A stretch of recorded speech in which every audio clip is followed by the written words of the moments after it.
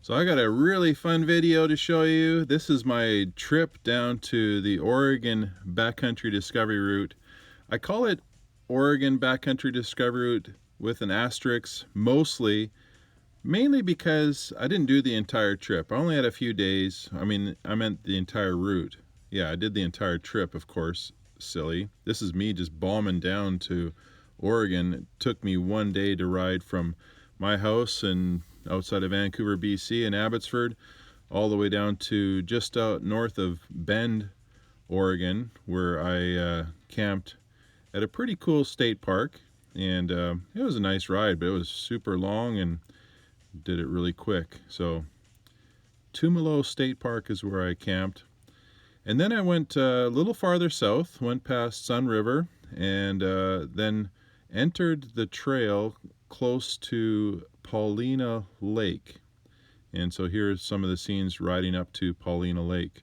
It was super cold that day, and but had a great time riding that far. This is Paulina Lake. It is cold up here today.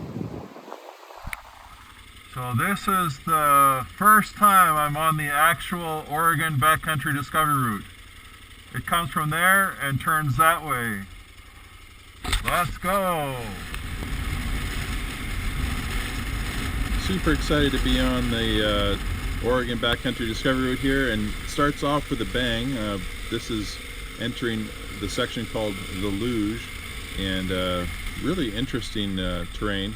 I've not got I don't have a lot of experience riding in sand, I'll just admit that. And you can see my shortcomings in sand riding coming up and my observations about it. But overall it was pretty spectacular. Didn't see anyone on the trail. It felt like I was completely by myself and out in the middle of the wilderness, which is kind of cool. I was riding this whole trip solo, and it was late September, and so not a lot of traffic anywhere, but it got a little bit chilly, I'll say that. You'll notice that I'm riding with something called Hippo Hands, and these cover your hand guards and your hands and keep you nice and warm and dry, which is really important when you're riding in colder, wetter weather. So love these, and highly endorse the product, and it's a great addition to your riding. The other thing that you might notice is I've got this GPS up on my dash there, and it's a car GPS that I've waterproofed, so it doesn't do a great job of following tracks. In fact, it can't follow tracks, and most of my navigation was done on my phone using the Gaia app, so gives you an idea of how it's navigating this. So until you actually experience this is such loose sand on here. It totally tracks your front tire. It's fun, but it is challenging to ride in this stuff. Like, look at how deep that is. Oregon Backcountry Discovery Route. Not disappointing. So the road carried on like this for quite some time. The luge section feels like it's longer than it really looks like on the map, and it's a really cool, basically a two-track. I mean, I couldn't picture big logging trucks coming down here, but give you an idea of what I'm filming with too. It's an OG GoPro. It's the GoPro Hero. And it's lasted a long time, surprisingly well. The picture quality isn't as great as the new GoPros, but I don't know, it's just bulletproof and it doesn't overheat. It comes in the original case and attaches to the side of my helmet pretty easily using some 3M tape and the GoPro mount. So there's my GoPro sales pitch, even though I wouldn't recommend buying a really old one. It's just been a miracle that this thing survived. So here you see in this section a lot of really deep sand. I'm going super slow here because I'm almost like paddling through it. I'm in first gear just making it through, and the ruts are really deep. Because I rode in late season, I'm guessing that this route is a lot more beat up at this time of the year. Even in the BDR map that you can buy, which I did have a paper copy of map navigating this, it said in late season it's going to be very sandy and silty, and I can attest it sure was, as you can see by how slow I'm going through this section here, and then just trying to figure out how to ride in sand is a new fun experience. Every once in a while you get spit out onto a paved road and you make your way to the next dirt section, and I was fascinated with how different the terrain was in Oregon. You got this really loose stuff, some rocky terrain, some really fast sections of road, and then different colors as you ride through the different terrains. It's really fascinating to see all the different stuff that Oregon has to offer when it comes to variety of terrain, and it was just super fun.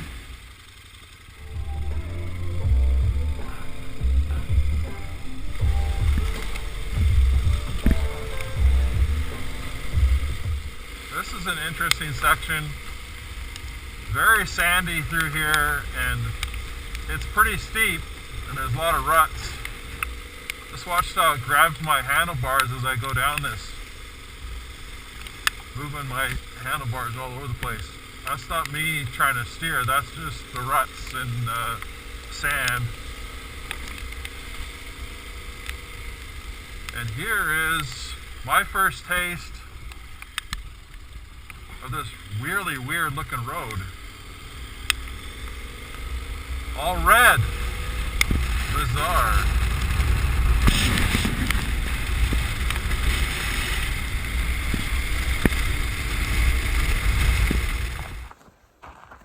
This gives you an idea of what the red roads are like, but yet for some reason they decided to make them all powdery, so you still have to be really careful going fast on these roads. Thanks, Oregon.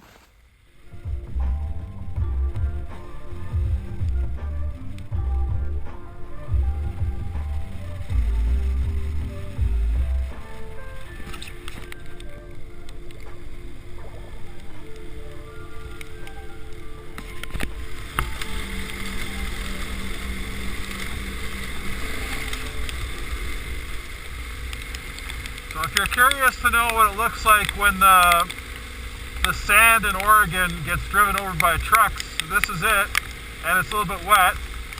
And yeah, that snow you're seeing falling from the sky, it's about 2 degrees Celsius, and this is really interesting. Fun times. Well, so this happened. A little bit dusty around here. Logging operation.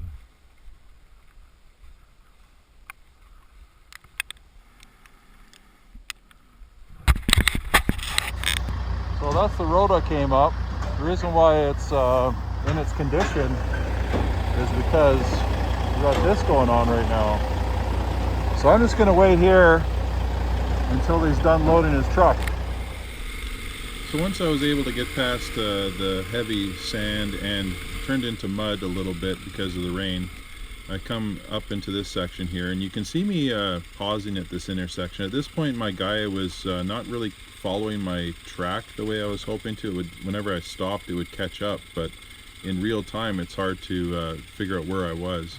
So here's me just kind of double checking, because I sure didn't want to get lost up in the wilderness here. I didn't record too many of these, but I had a few, like what I call 30-second detours, where I would go down a trail and then my Gaia little arrow would catch up to where I was, and then I had to reroute. I don't know if you caught that, but that was a cool deer that ran across in front of me. I'm no hunter, so I don't know what kind of deer it was. It had horns and it was moving fast, so that was pretty cool to see. I saw a few different deer up on the trails, but other than that, not a whole lot of wildlife that I was able to see. Of course, when you're riding a motorcycle down the trail, you're pretty noisy and scares a lot of things away. So this section became more and more isolated, a lot more rough as far as the terrain goes, but spectacular. Now the downside to riding in this time of the year is you can see that it's heavy cloud cover, and I actually got into some snow on this high mountain pass here, and pretty epic, but super cold. If you want to know when it starts snowing on the Oregon Backcountry Discovery Route, it's September 21st. That's when.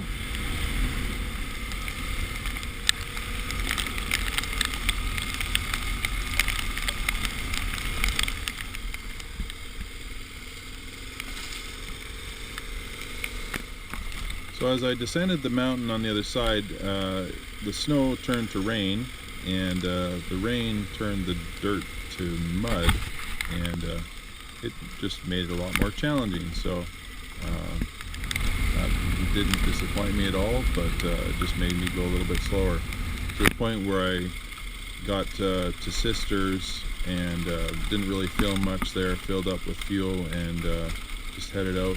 And I skipped a few sections of dirt because they were mud, and got up to Detroit, yeah, with a lot better time, and a lot safer for sure.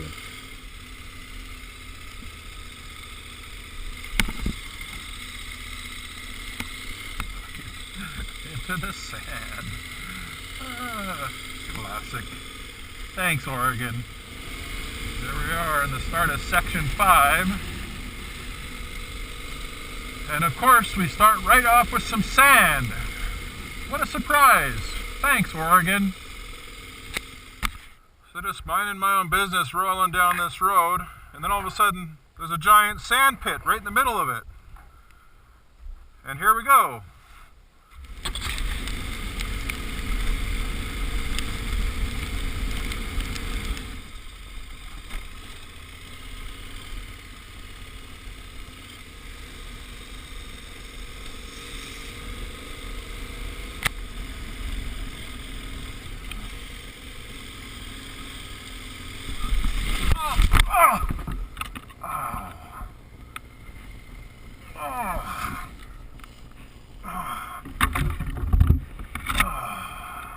It's at this point in the show where my daughter-in-law would say, "Ejecto-cedo, cuz," because she loves Fast and the Furious movies, and if you know that reference, you know those movies well. So I just really wanted to give you a tutorial on how to pick up your motorcycle, and that was the whole reason why I jumped off there, just to help you out.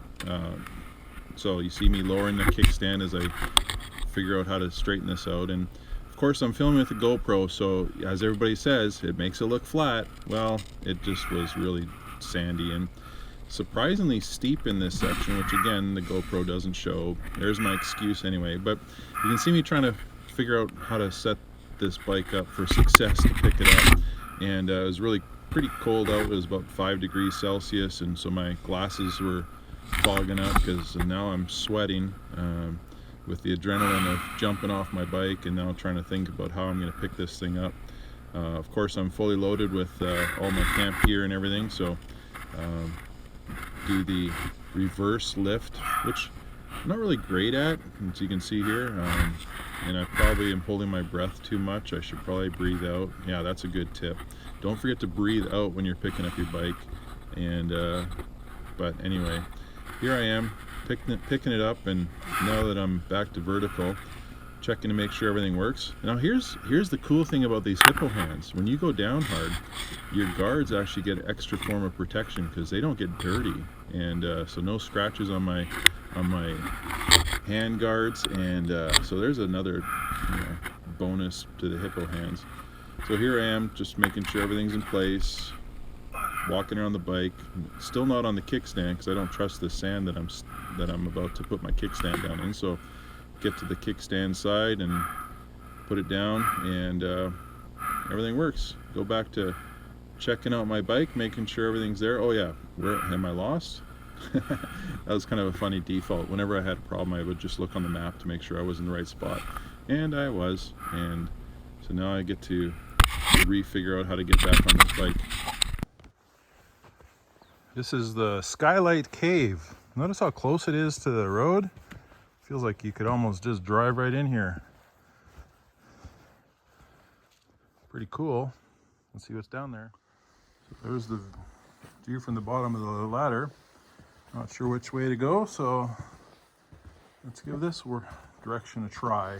I guess I have to duck. Man, I have no idea how far that goes back, but let's give it a try. All right, now that I'm like crunched over here, I think that's the end of this direction. And you can't even see how far back. Oh, there's a light there to get out. Okay, let's try this direction.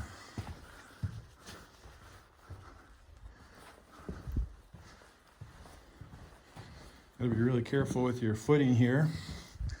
That would suck to roll an ankle and then have to go ride. Not that I haven't already been rolling around on the ground riding up here. Ooh, I see light. And there's the skylights. Totally by myself down here, which is a little bit spooky, but also like I could camp here and not get wet. That'd be kind of cool.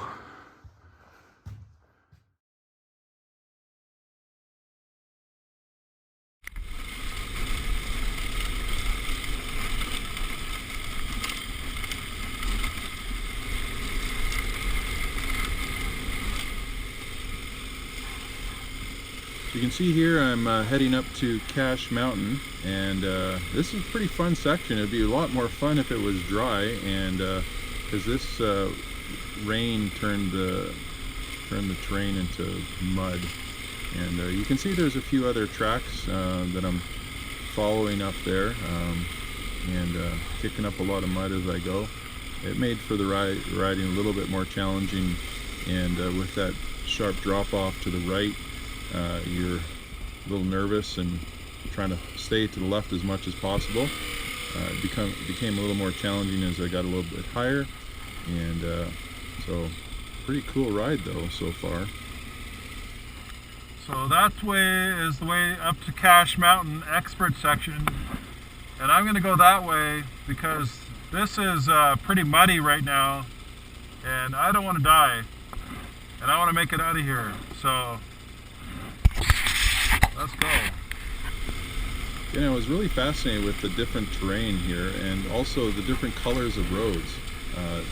Red, gray, brown, rock, sand, and there was pretty much every kind of terrain imaginable on the Oregon Backcountry Discovery Route.